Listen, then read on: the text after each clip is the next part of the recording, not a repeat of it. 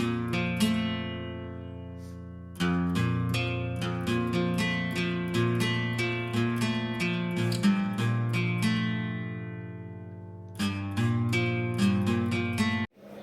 Everyone, welcome back to my YouTube channel Miss Math classes. और आज की class में हम लोग डिस्कस करेंगे मोंगिस मेथड कि मोंगिस मेथड क्या होता है और इससे डिपेंड एक क्वेश्चन एग्जाम में कंफर्म ही आता है। तो चलिए हम लोग इसे सीखते हैं। तो देखिए, जो मोंगिस मेथड होता है वो हमारा second order partial differential equation के लिए होता है, जिसमें कि हमारा इक्वेशन जो होता है इस फॉर्म में होता है R capital R small R plus capital S small S plus capital T small T equals to we.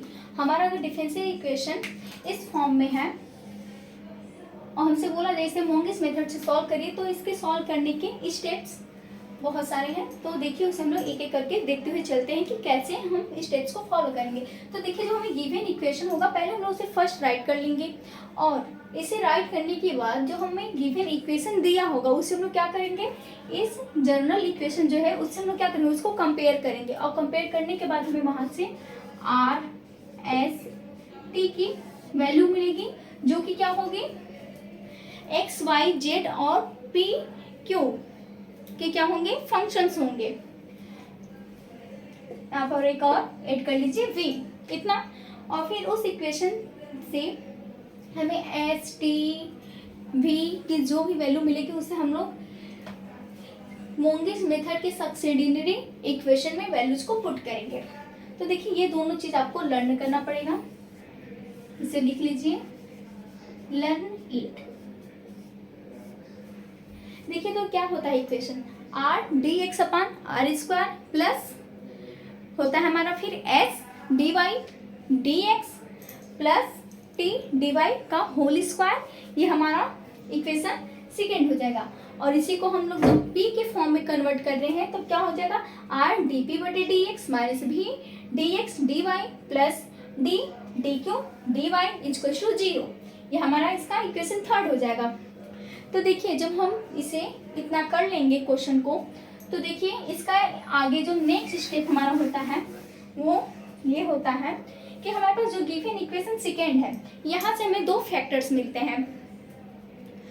Equation second से हमें दो लीनियर फैक्टर्स मिलते हैं, जो कि किस फॉर्म में होते हैं, वो कुछ इस फॉर्म में होते हैं।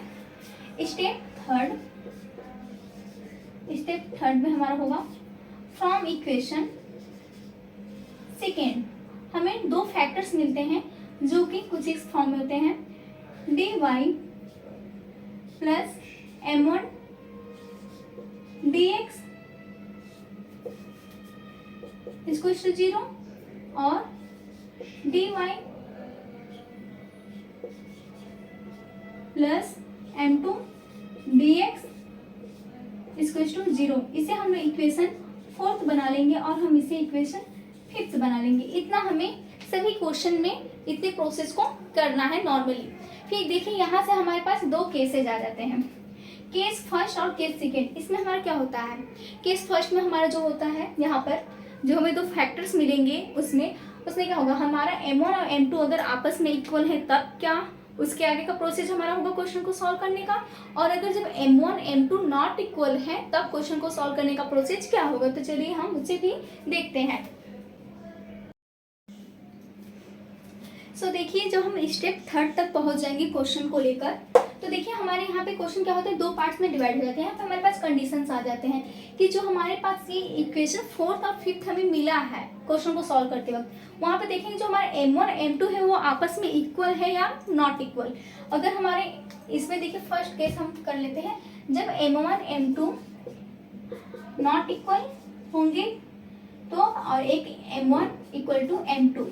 तो चलिए हम लोग इसके आगे के प्रोसेस को समझते हैं। तो देखिए, अगर m1 not equal to m2 है तब देखिए हम लोग क्या करेंगे, स्टेप्स को इक्वेशन फोर्थ जो है इस हम लोग क्या करेंगे, इसको इंटीग्रेट करेंगे और हमें वहां से कोई वैल्यू मिलेगी, जो भी हमें वैल्यू मिलेगी उससे हम लोग क्या करेंगे, इक्वेशन 6।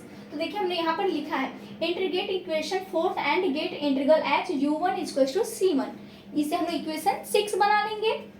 और फिर देखिए इक्वेशन फोर्थ को, और हमारे पास एक इक्वेशन थर्ड था जो कि क्या था, आर डी पी बटे नहीं d p d x minus भी D x D Y plus T d q equal to 0 था, ये हमारा इक्वेशन थर्ड था, इससे पहले हमने राइट करवाया है आपको वो। तो हम लोग इस इक्वेशन और इक्वेशन फोर्थ को यूज करने के बाद और फिर उसे हम लोग इंटीग्रेट करेंगे तो हमें एक इक्वेशन मिलेगा 7, उससे हम लोग क्या नेम दे देंगे 7, और जो कि हमारा किसके हेल्प से आया है, थर्ड और फोर्थ,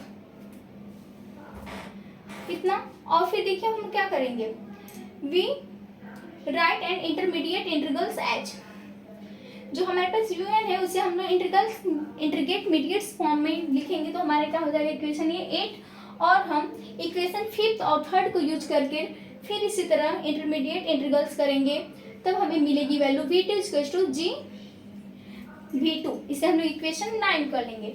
फिर देखिए हम इक्वेशन 9 और 8 को सॉल्व करेंगे, फिर यहाँ से हमें क्या मिलेगी, हमें यहाँ पे p की वैल्यू मिलेगी, कुछ भी मिल सकती है, तो हम इसे क्या करेंगे, इसे इक्वेशन 10 बना लेंगे और हमें एक वैल्यू q की मिलेगी, जिससे कि हम लोग क्या कर लेंगे इक्वेशन 11।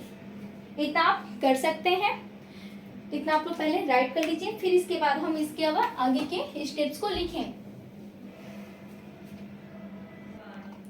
उतना होने के बाद फिर देखिए हमारे पास क्या इक्वेशन लास्ट आया था, p इक्वल टू हमें कुछ, तो देखिए अब हमारे इसके बाद नेक्स्ट स्टेप आएगा, जब हमें p और q की वैल्यू मिलेगी उधर सॉल्व करने के बाद हम लोग इस रिलेशन में पुट करेंगे क्या, dz equal to p dx plus q dy, इसमें हम लोग p और q की वैल्यूज को पुट करेंगे और फिर क्या करेंगे, और इंटीग्रेटिंग इक्वेशन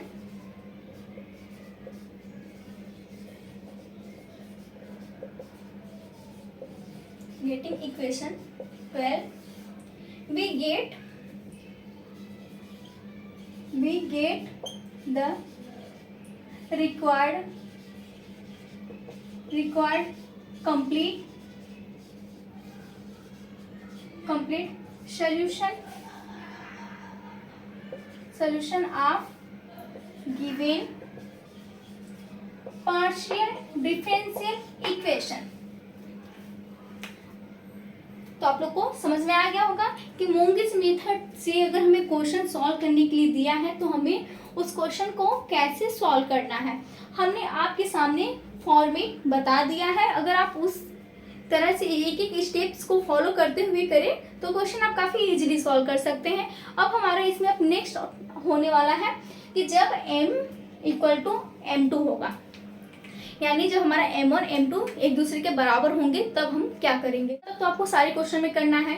थर्ड स्टेप तक पहले हम क्या करेंगे, जो अब देखिए हम लोग इसके सेकेंड केस को देखेंगे। सेकेंड केस हमारा क्या होगा, सेकेंड केस है कि जब हमारा ये इक्वेशन फोर्थ और फिफ्थ में m1 और m2 की वैल्यू क्या हो जाए, सेम हो जाए, तब हम लोग उस डिफरेंशियल इक्वेशन को कैसे सॉल्व करेंगे। तब हमारा जो डिफरेंशियल इक्वेशन जब होगा मूंगिस से सॉल्व करने के लिए वो काफ़ी शॉर्ट्स हो जाता है, क्योंकि जब नॉट इक्वल होते हैं तो इतने सारे हमें स्टेप्स को फॉलो करना पड़ता है और फिर हमें आंसर लास्ट में कहीं मिलता है। तो देखिए हम लोग केस सेकेंड क्या होता है। केस सेकेंड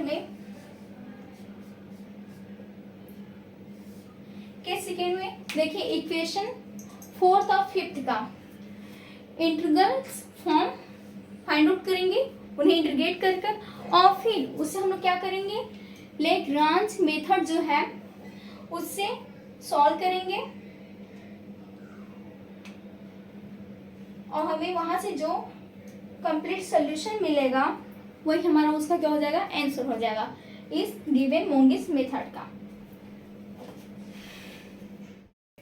सो देखिए जो हमारा सेकेंड केस है, जो हमारे पास इक्वेशन क्या आया था फोर्थ और फिफ्थ, वहाँ पर हम क्या करेंगे, चेक करेंगे कि हमारा m1 m2 एक दूसरे के इक्वल है या नहीं। अगर से एक दूसरे के इक्वल होंगे तो हम लोग क्या करेंगे, उनसे हमें एक ही इंटरमीडिएट इंटीग्रल्स मिलेगा, क्योंकि दोनों सेम ही हैं तो एक ही हमारे पास वैल्यू आएगी।